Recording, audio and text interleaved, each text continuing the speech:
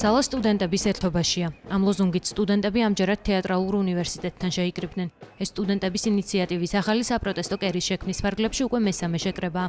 მანამდე სხვადასხვა უნივერსიტეტის სტუდენტებმა საპროტესტო აქცია ჯერ განათლების სამინისტროსთან. შემდეგ კი თბილისის სახელმწიფო უნივერსიტეტთან გამართეს და განათლების სისტემასა და აკადემიურ სივრცეებში არსებულ პრობლემებსა და პოლიტიკურ რეპრესიებზე ისაუბრეს. სტუდენტების მოთხოვნების საპროტესტო აქციებისას დაკავებული პირების გათავისუფლება და ახალი არჩევნების დანიშვნა.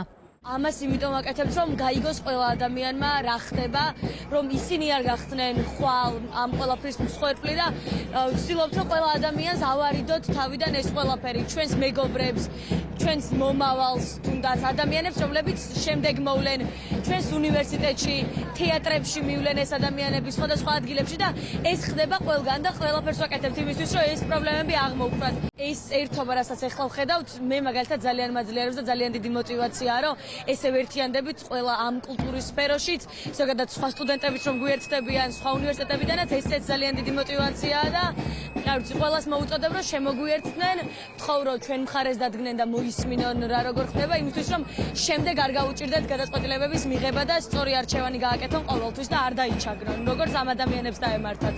ის რაც ხდება აკადემიურ სივრცეში არის მოდელი იმის, რაც ხდება ქვეყანაში.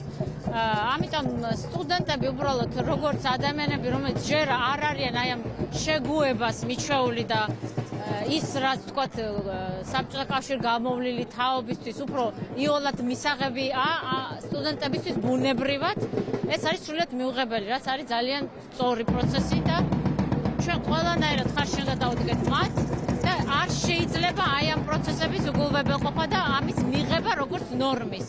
სტუდენტი ამას არ იღებს და ეს არის სწორი რომ არ იღებს. ეს არის ყოველად მიუღებელი. მოდელია ფაქტიურად ავტორიტარული მმართველობის და აი ამ დამორჩილების რაც ხდება აკადემიურ სივრცეში. მე თვითონ კონსერვატორიაში მუშაობ და პროცესები თითქმის იდენტურია იქაც.